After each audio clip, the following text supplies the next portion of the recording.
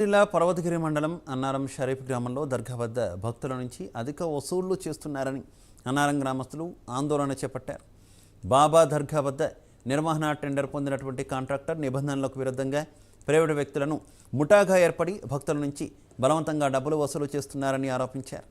కాంట్రాక్టర్పై చర్యలు తీసుకోవాలని కోరుతూ వరంగల్ జిల్లా కలెక్టర్ ఆర్డీఓకు అన్నారం గ్రామస్తులు వినతిపత్రం అందజేశారు.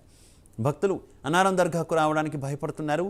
కాంట్రాక్టర్పై చర్యలు తీసుకోవాలని గ్రామస్తులు డిమాండ్ చేశారు.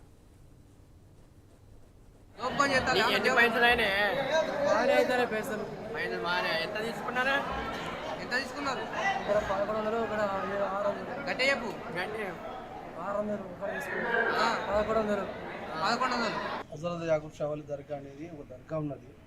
ఆ దర్గా సంవత్సరం టెండర్లు నడుస్తూ ఉంటాయి.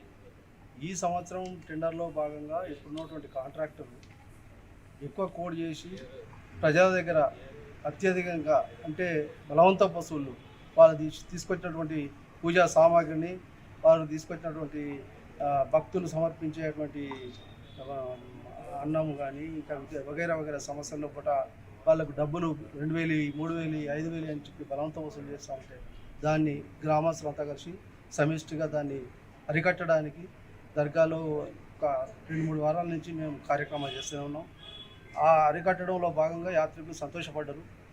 అదే ప్రకారంగా దీన్ని ఈ దర్గా లోపల అత్యధిక వసూళ్ళు, నిర్బంధంగా వసూళ్ళు ఇటువంటి కార్యక్రమం జరగకుండా చేయడానికి మేము అందులో భాగంగా కలెక్టర్ గారికి, ఎస్పీ గారికి మరియు ఆర్డీఓ గారికి వీరికి దరఖాస్తులు సమర్పించడం.